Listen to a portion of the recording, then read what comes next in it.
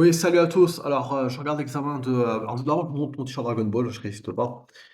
Voilà et ensuite donc je regardais l'examen, de 2024 de l'épreuve de mathématiques, hein, du bac et alors dans le premier exercice, on a une fonction, définie sur R, f de x égale à 5x, fois e puissance, moins x. Et dans la première affirmation, il s'agit de savoir si, l'axe abscisse est une asymptote horizontale, de la fonction f, en gros, hein, de la courbe CF. Et donc cela veut dire, ceci. En fait, là, j'ai fait un petit dessin et donc quand la fonction, tend vers l'infini, c'est-à-dire quand x tend vers l'infini, hein, plus infini ou moins infini, hein, moi j'ai fait que pour plus infini, et ben, la fonction va devoir tendre vers 0. D'accord? Et donc comment on fait? Il suffit de calculer le limite quand x tend vers l'infini de la fonction, on a ici la fonction, et ça, on peut séparer le 5, hein, et on peut aussi faire, en fait, e puissance moins x, c'est égal à 1 sur e puissance x. Donc on a ici 5 fois x, sur e puissance x, hein. Vous comprenez ce que je veux dire ici, hein? C'est comme si vous aviez, x fois, heu, 1 sur, e puissance x, hein. En fait, c'est ça, tout simplement. Donc il faut faire ce pas et ensuite, bon, là, si je mets le 5, en dehors du limite, hein, bon, si vous le laissez à l'intérieur, c'est pas grave. Mais ce qui est important, c'est de essayer de savoir par comparaison que, x sur e puissance x, quand le x tend vers l'infini, hein, ici je l'ai pas mis par paresse, mais, donc quand le x tend vers l'infini, en fait, la fonction qui est, dans le dénominateur va grandir beaucoup plus rapidement et comme elle grandit beaucoup plus rapidement, eh bien, en fait, ça va parce que bon, ça fait infini sur infini, hein, mais en fait, quand elle grandit beaucoup plus rapidement, eh ben, ce limite-là est égal à 0 et donc on a 5 fois 0 et puis, ça aurait pu être, 1427 fois 0, ça fait 0 quand même, hein.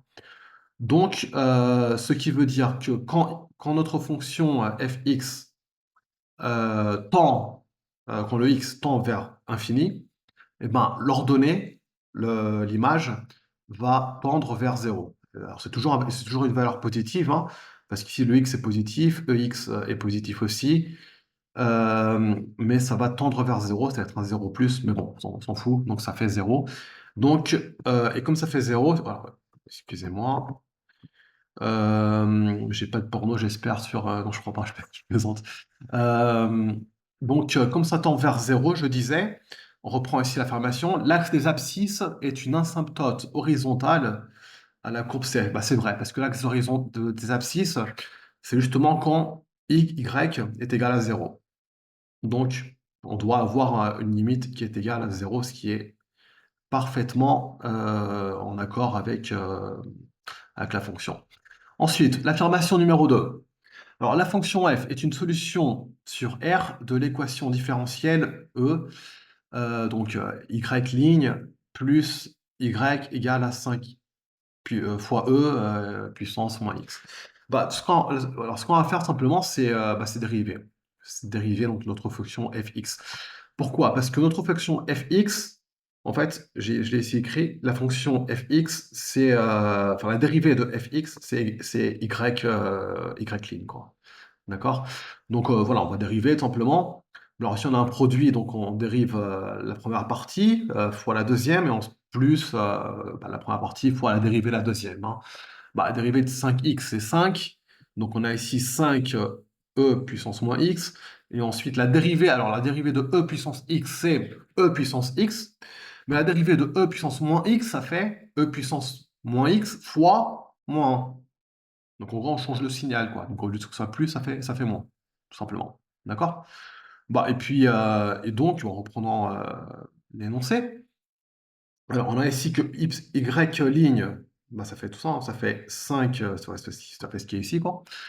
Et si on ajoute à cela, fx, donc y, qui est ici, en fait, on va avoir, en fait, ce terme va disparaître avec celui-ci, quoi, parce qu'ils sont symétriques, hein. D'accord? Voilà. simplement. Et donc on obtient, finalement 5 fois E, puissance moins X. Voilà, tout simplement. Donc c'est vrai aussi. Voilà. Ensuite, passons à la deuxième question. On considère les suites, donc là on a comment on dit en français? Excuse-moi en français parfois, les successions, hein, successions, enfin bref, en gros c'est des fonctions, sauf que la variable, c'est des numéros naturels. Voilà, en gros, hein. On a suivi des suites UN, VN et WN, telles que pour tout entier naturel, voilà, tout entier naturel justement, eh bien la fonction UN est inférieure à VN qui est inférieure à WN. Alors on sait ensuite, de plus que la suite UN converge vers -1 et que la suite WN converge vers +1. Alors si elle converge, ça veut dire qu'elle va avoir tendance, je l'ai pas fait ici, alors je l'ai pas du tout fait. Est-ce que alors je vais mettre ma tronche quelque part d'autre. Je vais agrandir ma tronche d'ailleurs, c'est quand je crois plutôt la mettre plus petite, mais bon. Hem, je vais peut-être le faire ici. Alors, qu'est-ce que je voulais dire? Ouais, en fait, si elles convergent, ça veut dire que, il y a un moment, en gros, vers l'infini. Donc là, c'est n, hein, c'est pas x, la différence, c'est que c'est des numéros, donc naturels. Et ben, il faut tendre vers le chiffre 1. D'accord? Ça va tendre vers le chiffre 1, voilà. Ça va être très, très proche du chiffre 1.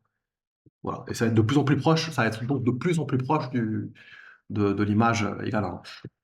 Pour U de n et pour W pour, pardon, oui, pour W de n, ça c'est pour U de n donc, U, n, mais pour W de n, ça va être le contraire, hein, je veux dire, ça va être le contraire. Ça va être, simplement, ça va tendre vers -1.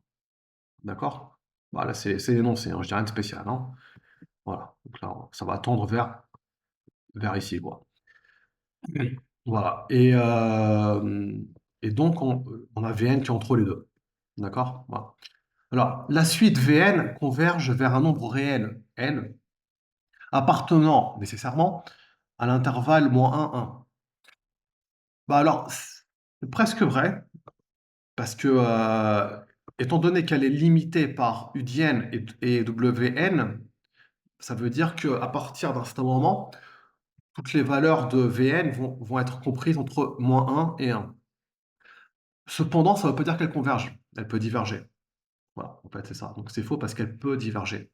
Alors ça peut être vrai, par exemple, je sais pas moi, vous prenez, n, égale à vous faites ça par exemple, n égale, enfin plutôt U de n est égal à 1 sur n. Voilà, ça va tendre vers 0. OK? Voilà, ça va tendre vers 0 et puis, c'est parfaitement, entre UN et W de n, quoi. Et ça converge, parce que ça converge vers 0. Parce que si vous faites le limite, vous obtenez 1 sur infini, c'est égal à 0 plus, quoi. 0. Je dis 0 plus parce que c'est au-dessus de 0, quoi, mais bon, ça tend vers 0. D'accord? Cependant, elle peut ne pas converger. Vous prenez par exemple la fonction, enfin ou plutôt la succession, c'est comme ça qu'on dit, hein, excusez-moi, hein. Enfin, je veux dire, donc la fonction de nombre naturel du sinus. Voilà, vous prenez le sinus ou le cosinus, hein, comme vous voulez. Le sinus, ça a toujours, ça varie entre -1 et 1, quoi. Voilà. Je veux dire, vous allez avoir ici une image qui est positive, d'accord? Ensuite, vous allez avoir une image qui est encore plus haute, qui est loin, on va dire. Puis après ça redescend encore, ça redescend, puis après ça remonte.